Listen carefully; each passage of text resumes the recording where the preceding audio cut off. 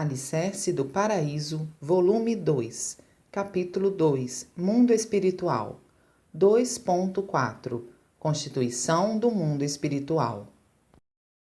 Mundo espiritual e mundo material. Se alguém se interessa por religião e deseja compreendê-la a fundo, é-lhe indispensável conhecer a relação entre o mundo espiritual e o mundo material. Isso porque o alvo da fé são divindades, as quais são espíritos. Sendo que elas são invisíveis aos olhos humanos, querer apreender sua essência apenas por meio de teoria é tão fora de propósito quanto procurar peixe numa árvore. No entanto, posto que divindades e Budas existem de fato, não há como negá-lo. Da mesma forma que teria sido difícil fazer com que os homens da era primitiva reconhecessem a existência do ar, evidentemente, também é difícil fazer com que a maioria dos homens da era contemporânea reconheça o espírito. Em primeiro lugar, tentarei explicar de forma minuciosa a constituição do mundo espiritual, a vida de seus habitantes e outros aspectos. O ser humano é formado por dois elementos, o corpo físico e o corpo espiritual. Com a morte, os dois se separam e o espírito imediatamente entra no mundo espiritual, onde ali começa sua vida. No momento da separação, o espírito das pessoas muito virtuosas sai pela testa, o espírito dos extremamente maldosos pela ponta dos dedos do pé e o das pessoas comuns pela região umbilical. O budismo refere-se à morte com a expressão ir para nascer. Realmente, observando a partir do mundo espiritual, trata-se de nascer naquele mundo. Seguindo essa mesma lógica, os shintoístas usam a expressão retornar ao mundo espiritual. Existe ainda a expressão antes de nascer, que se refere ao período antes da morte. Como é dito desde antigamente, ao se tornar um habitante do mundo espiritual, o espírito primeiramente atravessa um rio e, a seguir, dirige-se ao Fórum de Ema, que equivale a um tribunal no mundo material. Isso é verdadeiro, pois coincide com o que ouvi de muitos espíritos. Quando o espírito acaba de atravessar o rio, a cor de suas vestes se altera. As vestes dos que têm menos impurezas tornam-se brancas. Os tons das cores vão se tornando mais fortes de acordo com o peso das impurezas: amarelo, vermelho, azul ou preto. A cor lilás, no entanto, é reservada às vestes de divindades. No Fórum do Mundo Espiritual, os trabalhos ficam sob a responsabilidade dos deuses da purificação, e seus auxiliares procedem ao interrogatório do espírito para decidir sobre a sentença apropriada a cada um. Nessa ocasião, os muito virtuosos são conduzidos ao paraíso, os extremamente perversos caem no inferno. As pessoas comuns vão para o plano intermediário, que no shintoísmo é chamado de encruzilhada de 8 caminhos e no budismo, cruzamento de 6 caminhos. A maioria vai para este plano, onde passa por um aprimoramento cujo ponto principal é ouvir as orientações dos capelães, trabalho realizado pelos sacerdotes de cada religião. O aprimoramento tem duração máxima de mais ou menos 30 anos. Decorrido esse tempo, é determinado o local a que o espírito será destinado. Aqueles que conseguem se arrepender e se modificam vão para o paraíso, os demais para o inferno. O mundo espiritual é constituído de 3 planos, e cada um deles se subdivide em 3, formando, ao todo, 9 subplanos. O plano superior é o paraíso, o do meio é o plano intermediário, o inferior é o inferno. Como o mundo material equivale ao plano intermediário, a expressão búdica cruzamento de 6 caminhos vem a ser os caminhos que levam aos 3 subplanos do paraíso e também aos 3 subplanos do inferno. Na encruzilhada de 8 caminhos do shintoísmo, além desses 6 caminhos do budismo, acrescentam-se um acima, sob a denominação de paraíso superior, e um abaixo, chamado de fundo do inferno. Explicando de forma simples como é o paraíso e o inferno, à medida que se sobe ao paraíso superior, mais intensos são a luz e o calor, e os espíritos, em sua maioria, vivem quase nus.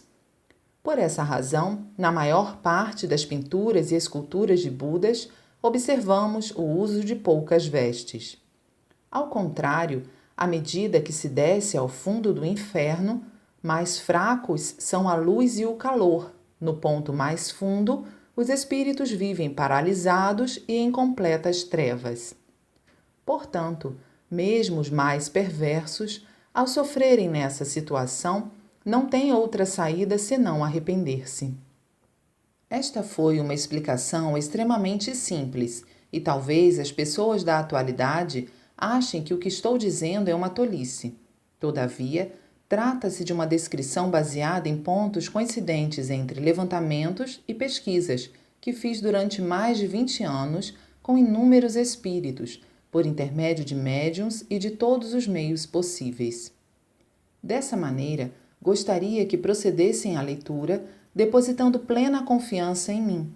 Eu acredito que o Gokuraku e o inferno descritos por Buda Sakyamuni e a Divina Comédia de Dante Alighieri, 1265-1321, não são pura invenção. Pode-se praticamente deduzir para qual dos três planos vai o espírito, observando-se a face do morto. Os que não apresentam expressão de sofrimento e cuja pele permanece corada, como se ainda estivessem vivos, vão para o paraíso. Aqueles cuja expressão é de profunda tristeza e cuja pele se apresenta pálida ou amarelo esverdeada, como ocorre com a maioria, vão para o plano intermediário.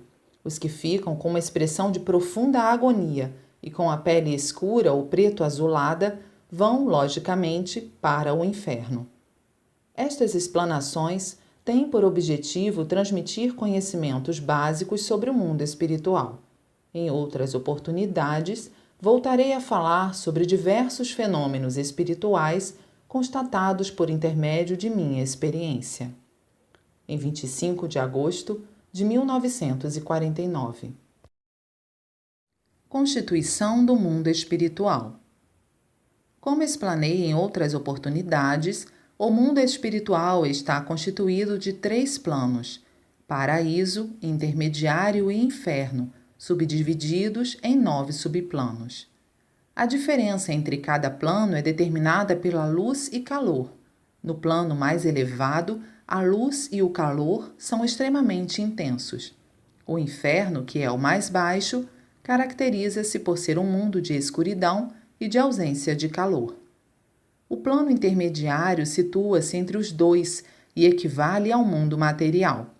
O fato de existirem pessoas felizes e infelizes no mundo material ocorre porque elas estão em níveis condizentes com o paraíso e o inferno. No paraíso mais elevado, ou seja, no primeiro paraíso, a luz e o calor são muito fortes. Os seres celestiais que lá habitam vivem quase nus.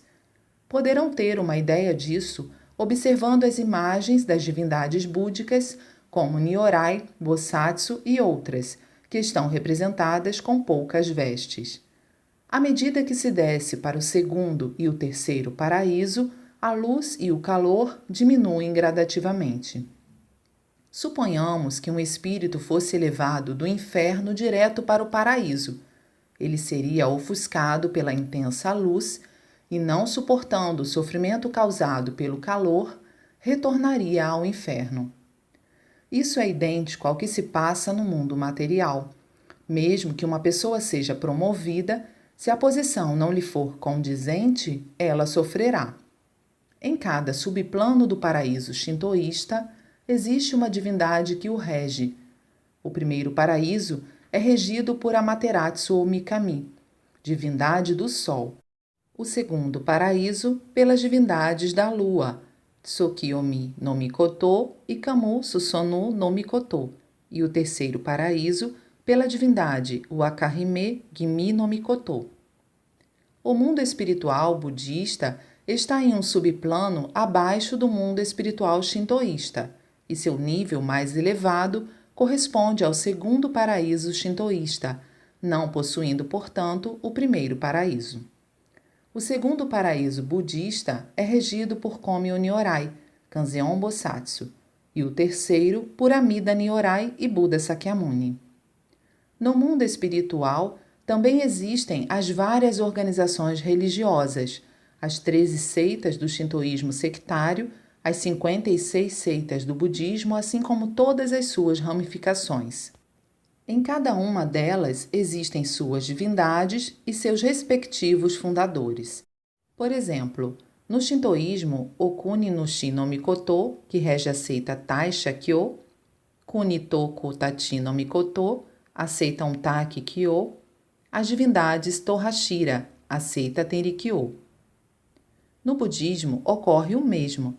Amida rege a seita Shinshu, Daruma Daishi, a seita Zen, Kanzeon Bosatsu, a seita Tendai, etc.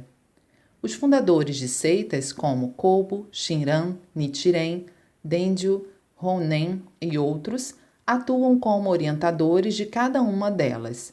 Assim, os espíritos das pessoas que tinham religião durante a vida terrena, ao entrarem no mundo espiritual, se filiam à organização a que elas pertenciam. Não se pode calcular o quanto são mais felizes que os espíritos dos que não possuem uma crença, pois estes, por não terem uma organização à qual se filiar, ficam perdidos e confusos. A expressão ser um espírito errante, que é utilizada desde épocas remotas, refere-se exatamente aos espíritos descrentes que perambulam pelo plano intermediário. Assim sendo, quem desconhece o mundo espiritual e não crê na vida após a morte, ao passar para aquele mundo, não consegue um lugar tranquilo para viver e, durante certo tempo, permanece atordoado. Como exemplo, citarei um caso ocorrido há alguns anos. Soube que, durante uma reunião de estudos de parapsicologia, o espírito do famoso romancista Hoka Tokutomi, 1868-1927, manifestou-se por intermédio de um médium. Chamaram então a viúva, a qual, pela maneira como o espírito falava e se comportava, confirmou que se tratava do falecido marido. Fizeram-lhe perguntas, mas as respostas eram completamente sem nexo. O motivo é que em vida ele não acreditava na existência do mundo espiritual. Vemos que mesmo pessoas que eram eminentes neste mundo, como esse escritor, no mundo espiritual, acabam ficando em tal situação. Por conseguinte, as pessoas, durante a vida terrena, precisam crer na existência do mundo espiritual e se preparar para a vida após a morte. Que tipo de lugar é o paraíso? Ou melhor, será que ele realmente existe? A maioria pensa que isso não passa de fantasia dos homens da antiguidade, mas eu tenho plena convicção da sua existência. Há um episódio a respeito disso. Muito tempo atrás, um bonzo ilustre e um estudioso discutiam sobre a existência do inferno e do paraíso após a morte. Ao final do debate, o sacerdote concluiu que eles existem e o estudioso que não existem. Enfim, alegando que para ter certeza não havia outro meio senão morrer, o religioso sugeriu que ambos se matassem e, em vista disso, o intelectual se rendeu. O assunto não é para brincadeira. O que o bonzo disse era verdade. Se existisse a possibilidade de conhecer o mundo espiritual sem precisar morrer, seria uma grande felicidade. Por esse motivo, gostaria de apresentar, a seguir, alguns fatos que pude comprovar pelas minhas experiências. Uma senhora de 30 anos, esposa do diretor de uma empresa, recorreu à minha ajuda por estar gravemente enferma. Como já tinha sido desenganada pelo médico, seus familiares me pediram encarecidamente que a salvasse. Ela residia a cerca de 40 quilômetros de distância, razão pela qual não me era possível visitá-la com a frequência que o caso requeria. Por conseguinte, eu a trouxe de carro imediatamente para minha casa. Pensando na possibilidade de ocorrer o pior durante a viagem, pedi ao marido que também viesse junto. Eu, ao mesmo tempo em que a amparava com uma das mãos, Ministrava-lhe Jorei com a outra, e assim chegamos à minha residência sem qualquer contratempo. De madrugada, a acompanhante da doente veio me chamar e corri para o quarto onde ela se encontrava. Segurando minha mão com força, ela me disse: Sinto que algo vai sair do meu corpo e estou com muito medo. Deixe-me segurar sua mão. Tenho o pressentimento que vou morrer hoje. Gostaria que chamasse meus familiares com urgência. Telefonei-lhes em seguida, e quando eles chegaram de carro, acompanhados do médico da firma do marido, já havia decorrido mais de 1 hora. A essa altura, ela estava em coma, com a pulsação fraca. O médico examinou-a e disse que sua morte era questão de horas. No entanto, a enferma continuou em estado de coma, rodeada pelos familiares, sem alteração do quadro até a noite. Por volta das 20 horas, repentinamente, ela abriu os olhos e começou a olhar à sua volta e, admirada, disse: Estive num local tão bonito que nem sei como descrevê-lo. Era um jardim totalmente florido, onde se encontravam muitos entes celestiais de rara beleza. Mais adiante, ao fundo, um senhor de ares nobres, semelhante à figura de Kanzeon Bosatsu que se vê em pinturas sacras, olhou em minha direção e sorriu. Ajoelhei-me em agradecimento e justo nesse momento acabei despertando. Agora estou me sentindo tão bem como não acontecia desde que adoeci. No dia seguinte, ela não tinha mais nenhuma dor ou sofrimento. Na verdade, ela se restabeleceu por completo, restando apenas um pouco de fraqueza. Após aproximadamente 1 mês, ela retornou ao seu estado normal. Esse exemplo nos mostra que o espírito daquela senhora saiu do corpo por alguns instantes, foi até o segundo paraíso budista e lá teve seus pecados e impurezas purificados por Kanzeon Bosatsu. Outro exemplo. Uma jovem de aproximadamente 20 anos foi curada de uma tuberculose pulmonar grave. Depois de aproximadamente 1 ano, teve uma recaída e morreu. Então, fiz o sufrágio do seu espírito. Essa jovem tinha um irmão mais velho problemático, que era beberrão e preguiçoso. Certo dia, 2 ou 3 meses após o falecimento da moça, ele estava sentado na sala e notou uma espécie de nuvem lilás a alguns metros à sua frente, no alto. Essa nuvem começou a baixar devagar e ele viu sua falecida irmã em pé sobre a nuvem. Olhando bem, notou que seu semblante estava mais belo do que quando era viva e que usava uma elegante vestimenta semelhante aos quimonos da antiga nobreza. Ela, então, lhe disse carinhosamente: Eu vim aconselhá-lo a abandonar a bebida. Por favor, pense no bem da nossa família e no seu próprio e deixe o álcool. Dizendo isso, desapareceu na nuvem lilás em direção ao alto. Decorridos alguns dias, aconteceu a mesma coisa e o fato tornou a se repetir pouco tempo depois. Na terceira vez, uma bela ponte curva, toda pintada de vermelho, surgiu diante do rapaz e a irmã, descendo da nuvem lilás, atravessou a ponte e lhe disse: É a terceira vez que venho. A partir de hoje, não terei mais permissão de Deus para vir. Esta é a última vez. Novamente, aconselhou que ele abandonasse a bebida. Depois disso, o fato não se repetiu. Evidentemente, nesse caso, a pessoa teve temporariamente a capacidade da visão espiritual. Este é um exemplo real que ilustra muito bem a descida de um habitante do paraíso ao mundo material.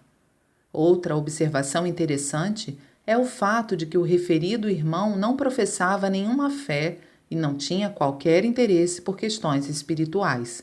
Portanto, como não havia influência do subconsciente, evidentemente, aquela visão não foi fruto da sua imaginação.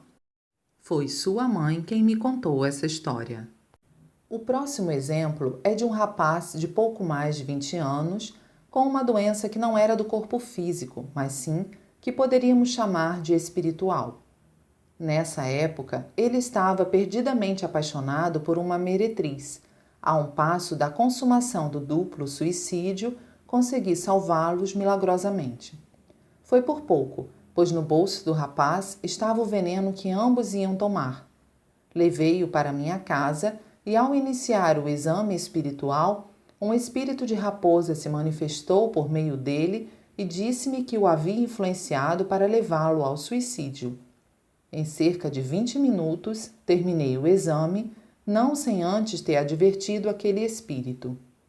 O jovem, no entanto, continuava na mesma postura, de olhos cerrados, com as palmas das mãos unidas à altura do peito, postura da pessoa durante o exame espiritual. Sua cabeça estava inclinada para o lado esquerdo. Passados 3 ou 4 minutos, finalmente abriu os olhos, mas continuou ainda com a cabeça inclinada, com ar de espanto, e disse-me: vi uma coisa misteriosa. Alguém ao meu lado estava tocando um instrumento semelhante ao coto, cujo som era indescritivelmente belo e refinado. Encantado, eu olhava à minha volta e notei que estava em um lugar que me pareceu o interior de um santuário muito espaçoso. No fundo, havia uma escada e no topo desta uma cortina de bambu. Aí, o senhor, vestido com trajes litúrgicos shintoístas, subiu a escada suavemente e entrou no aposento, do outro lado da cortina. Então, contestei: se você viu a pessoa de costas, não podia ter reconhecido quem era. Ele replicou: não, tenho certeza que era o senhor. E descreveu a indumentária: ornamento de cabeça, túnica azul e calça vermelha. Ele teve a visão espiritual temporária e pôde ver o mundo espiritual. Esse rapaz era funcionário de uma loja comercial e, por não professar nenhuma fé, não tinha conhecimento em absoluto sobre assuntos espirituais. Por isso mesmo, acho que seu relato merece total credibilidade. Ressalta-se que à esquerda do lugar onde ele estava sentado ficava o altar com a imagem de Deus. Provavelmente, naquele momento, meu Yutai, que estava no interior daquele santuário, apareceu para ele. Os 3 exemplos citados poderão servir de referência para o conhecimento do interior das edificações e dos jardins do paraíso, e também de como seus habitantes descem à terra. Em seguida, vou descrever a situação do paraíso búdico. Uma virgem de 18 anos serviu de médium, incorporando o espírito de um de seus ancestrais, um samurai que falecera numa batalha travada há mais de 200 anos. Este guerreiro fora ardoroso adepto da seita budista Shingon. Logo após sua morte, portanto, passou a integrar a organização liderada por Kobudaishi. Em respostas às minhas perguntas, o espírito disse: quando cheguei a esta organização, havia centenas de espíritos, mas, ano após ano, o número de espíritos que reencarna é maior que o número de espíritos que ingressa nela, de modo que agora só existem mais ou menos 100. Moramos em um grande mosteiro e não executamos nenhum serviço propriamente dito. Passamos as horas apenas nos divertindo, tocamos koto, shamisen, flauta, tambor e outros instrumentos musicais. Pintamos, esculpimos, lemos, caligrafamos, jogamos jogos de tabuleiro, etc., ou nos distraímos de outras maneiras semelhantes às existentes no mundo material. De vez em quando, há palestras feitas pelo próprio Kobodaishi ou por um respeitável bonzo, cujo nome esqueci, e isso constitui a maior das alegrias para nós. Parece que, às vezes, Kobodaishi vai ao encontro de Buda Sakyamuni, que, por sua vez, está em um subplano acima do paraíso búdico, num lugar em que a luz é tão intensa e ofuscante a ponto de quase não se conseguir olhar em sua direção.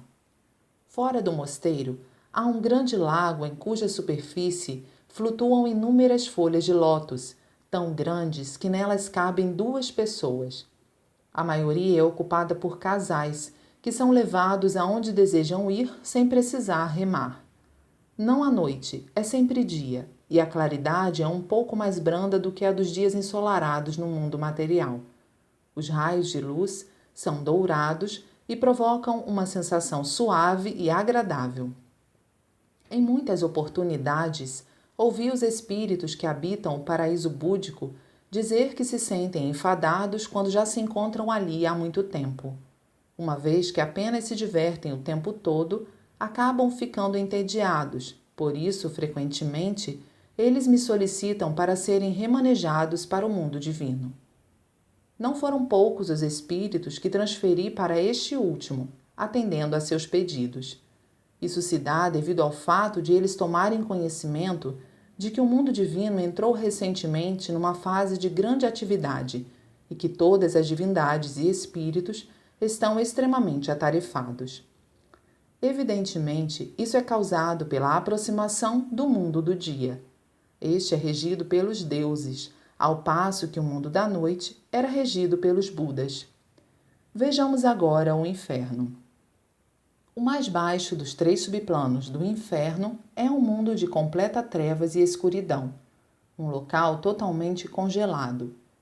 É chamado pelos shintoístas de fundo do inferno. Os budistas o denominam de inferno de frio extremo, e no Ocidente, simplesmente dão-lhe o nome de inferno. O espírito que cair aí fica sem ver nada durante dezenas ou centenas de anos. Petrificado, permanece completamente imóvel. Sua situação é tão lastimável que não encontro adjetivos para descrevê-la. Ao ouvir um espírito salvo desse local, fiquei horrorizado.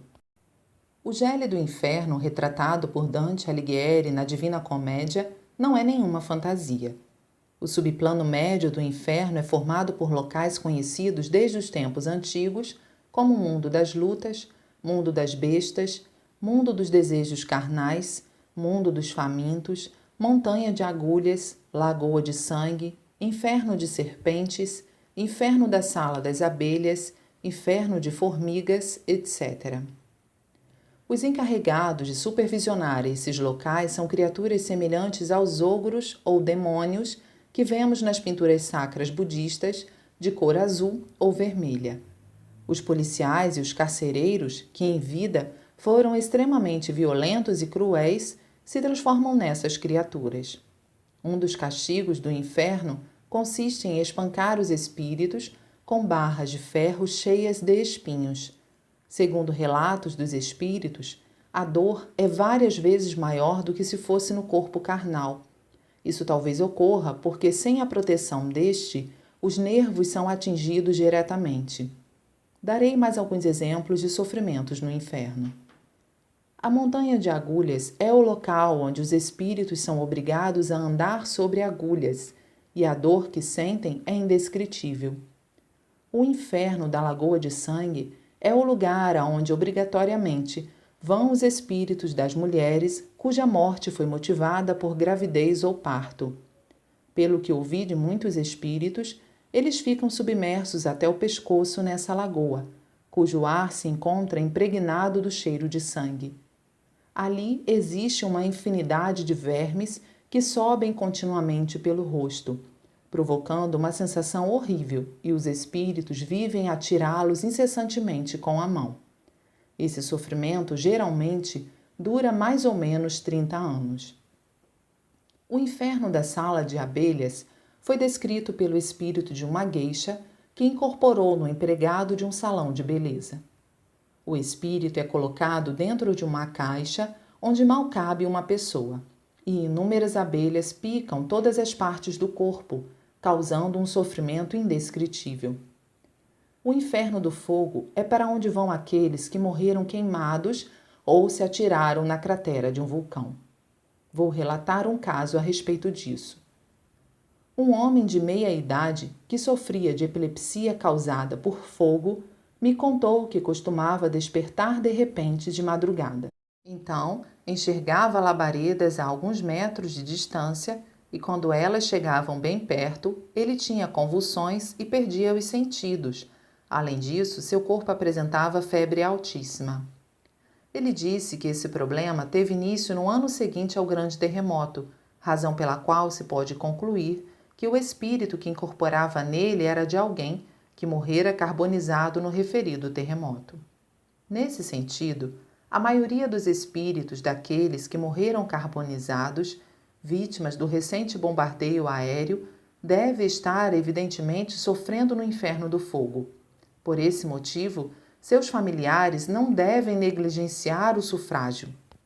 O mundo dos desejos carnais é o inferno em que os espíritos caem devido a relacionamentos amorosos impuros e, para cada caso, há um sofrimento diferente.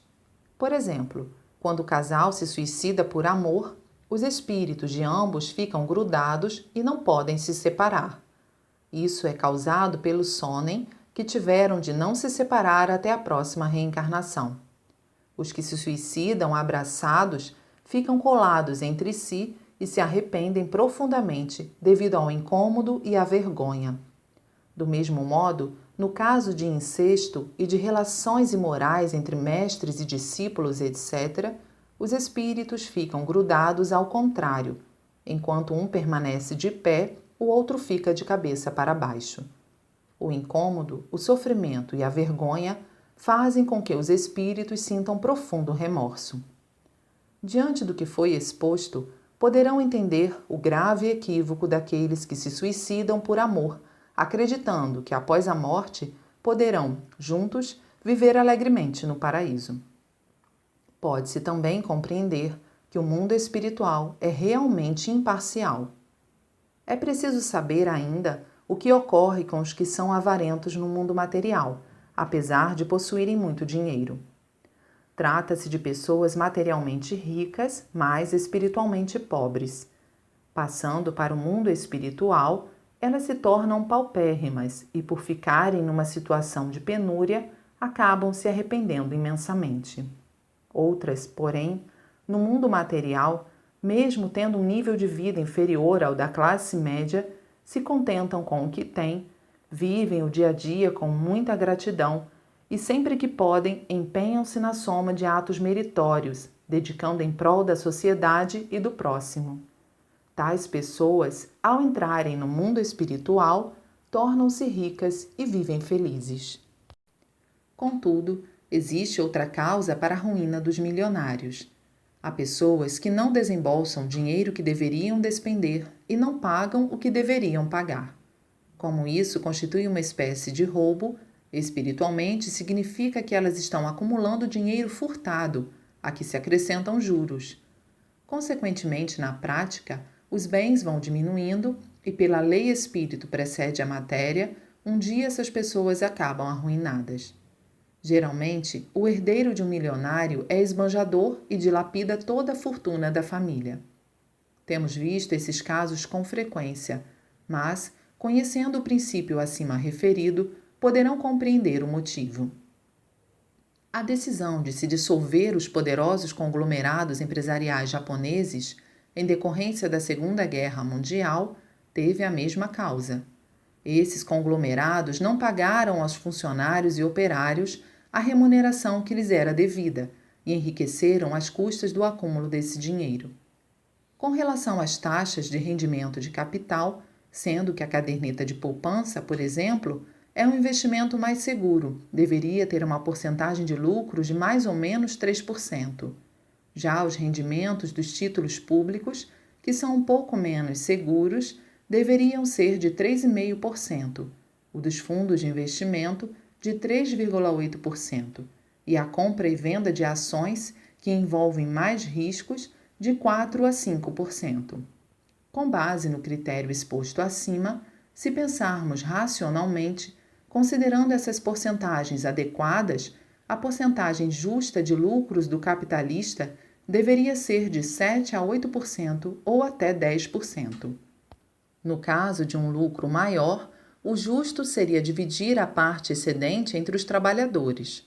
Contudo, a maioria dos capitalistas não mostra nenhuma predisposição nesse sentido, pensando apenas em satisfazer sua ambição e em obter o máximo de lucro. É por isso que eles temem os movimentos trabalhistas e sofrem com problemas como o das greves. Ora, apropriar-se do rendimento que deve ser distribuído aos trabalhadores significa tirar-lhes dinheiro, ou seja, roubá-los. Por conseguinte, pelo fato desses capitalistas se tornarem poderosos conglomerados empresariais por meio do acúmulo de dinheiro roubado, e de viverem no luxo e na ostentação, os céus não perdoam. Além disso, no mundo espiritual, os juros aumentaram tanto que agora tais organizações estão sendo obrigadas a devolver o valor roubado, acrescido dos juros. Na verdade, por terem cavado a própria sepultura, não há como culpar os outros. Em contrapartida, se eles fizerem uma justa distribuição dos lucros com os trabalhadores e somar atos meritórios empregando sua fortuna em prol da sociedade e do próximo, serão respeitados por todos e prosperarão eternamente. Falemos sobre o subplano mais alto do inferno. É o local para onde vão os espíritos que estão prestes a alcançar o plano intermediário, após terem cumprido a pena no inferno. A maioria dos trabalhos a que estão submetidos é de natureza leve, como levar os alimentos oferecidos nos oratórios e nas moradas dos ancestrais nos lares, ser portador de avisos e mensagens, dar assistência a outros espíritos, etc.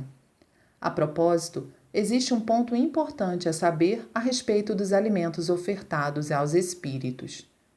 Mesmo os espíritos, se não se alimentarem, sentem fome.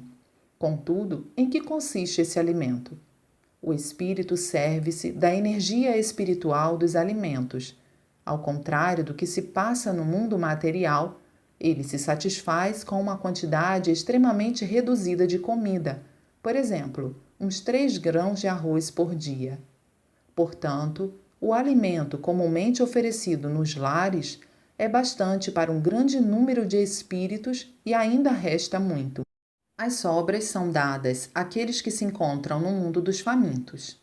Graças a esse ato virtuoso, os antepassados dessa família elevam-se mais rapidamente. Sempre que possível, devemos oferecer alimentos aos antepassados, pois se devido à nossa negligência eles ficarem famintos e se verem forçados a roubar para comer, consequentemente, cairão no mundo dos famintos ou encostarão em animais, como cão ou gato, para satisfazer sua fome, e acabarão descendo ao mundo das bestas. Tal como diz o ditado, quem se junta aos porcos, farelo come. Quando o espírito humano encosta em algum animal, ele perde gradativamente a forma humana e assume o aspecto desse animal. No caso da reencarnação, ele nasce como esse animal, cuja forma ele assumiu. Entretanto, diferentemente dos espíritos dos simples animais, ele entende a fala humana. Existem cavalos, cães, gatos, raposas, tanuques, serpentes, etc., que entendem a linguagem humana. Trata-se da reencarnação desse tipo de espírito. Após certo grau de aprendizado sob forma animal, o espírito volta a reencarnar como um humano. Devo chamar a atenção para o seguinte ponto. Caso alguém seja acometido por infortúnios após matar cobras, gatos, etc., é porque se tratava de um espírito humano sob forma de animal. Se não for esse tipo de espírito, não ocorrem infortúnios. Existe uma cobra esverdeada chamada de Aodaisho, que costumava viver por várias gerações próximo das casas de famílias tradicionais. Ela é a reencarnação do espírito de um ancestral em forma de cobra que está protegendo seus descendentes. Se estes a matarem, o espírito do antepassado se zangará e aplicará punições, como, por exemplo, a ocorrência de falecimento na família ou sua decadência. Da mesma forma, quando se destrói o Inari ou quando se descuida da realização de cerimônias que vinham sendo realizadas tradicionalmente, é comum receber sinais de advertência. Se isso não for percebido, pode ser até que ocorra o fim da linhagem familiar. Por esse motivo, é muito importante ficar atentos a tais fatos. É grande o número de exemplos como estes. Portanto, entre os leitores, sem dúvida, deve haver quem tenha conhecimento de algum caso semelhante. Vou contar uma experiência minha. Certa vez, fui ministrar Jorei e na casa havia um cão de grande porte. O dono me disse: "O comportamento deste cão é curioso. Nunca sai para a rua, vive a maior parte do tempo na sala de estar e só se senta em almofada de seda de alta qualidade. Se uma pessoa da família o chama, ele atende, mas o mesmo não acontece se for um empregado. Em relação à comida, também é cheio de luxo, jamais come qualquer coisa. Entende perfeitamente a fala humana e não gosta de ficar na cozinha nem nos aposentos inferiores. Enfim, em tudo ele é idêntico a um ser humano. Então, dei a seguinte explicação. Este cão é um ancestral seu que desceu ao mundo das bestas e reencarnou em forma de cão. Pela afinidade espiritual, passou a ser criado por sua família. Por esse motivo, ele faz questão que lhe dispensem o tratamento devido a um ancestral. Assim, a pessoa se sentiu satisfeita com a explicação. O caso seguinte, também verídico, foi vivido por um dos meus discípulos há mais de 20 anos. Ele tomou conhecimento de que uma senhora de meia idade, residente na cidade de Yokohama, estava sofrendo uma tortura incomum e, cheio de curiosidade, foi logo visitá-la. Ela usava um pano branco em volta do pescoço, e qual não foi a sua surpresa quando ela o tirou? Havia uma cobra enrolada ao seu pescoço. Essa cobra entendia a linguagem humana. Na hora das refeições, a referida senhora pedia-lhe permissão para se alimentar, dizendo que limitaria a comida a 1 ou 2 tigelas. Nesse caso, a cobra afrouxava a pressão, porém, quando tentava comer além do prometido, o animal pressionava novamente e não a deixava comer de forma alguma. Foi a própria senhora que lhe contou por que aquilo se sucedia. Pouco depois do meu casamento, minha sogra adoeceu e eu não lhe dava comida para que ela morresse logo.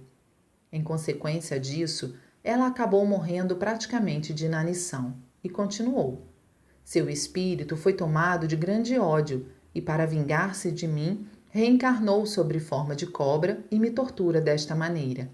E concluiu: gostaria de alertar o maior número possível de pessoas sobre quão terrível é o pecado e, assim, redimir-me um pouco que seja. Este era o seu mais profundo desejo. Há um equívoco na sociedade a respeito do emprego de animais no trabalho. Considerar que o animal é igual ao ser humano. A forma grosseira de lidar com os animais pode parecer doloroso do ponto de vista humano, mas não é bem assim. Bois e cavalos, por exemplo, até desejam esse tratamento e, por isso, propositalmente, caminham devagar para serem chicoteados. Correm não por causa da dor, mas pelo prazer do açoite. Entre homens e mulheres, existe uma anomalia sexual conhecida como masoquismo, em que eles sentem prazer por meio da violência física. Isso é motivado pelo encosto do espírito de animais como bois e cavalos, que gostam de apanhar. Para finalizar, acrescento uma explicação sobre o Butsudan, oratório budista. Seu interior reproduz o paraíso búdico, para onde os antepassados são convidados. No paraíso búdico, a comida e a bebida são fartas, todos os tipos de flores desabrocham, paira no ar um perfume agradável e ressoam as mais refinadas músicas. Portanto, com base nessa imagem, mesmo que de forma singela, são oferecidos alimentos, flores e incenso. Seguindo esse mesmo raciocínio, nos templos, as batidas no mokuji-o, nos pratos de metal, bem como o som das flautas, têm o efeito de música. O bater do sino na ocasião em que se oferece comida no Butsudan serve como um sinal para o mundo espiritual. Em 5 de fevereiro de 1947.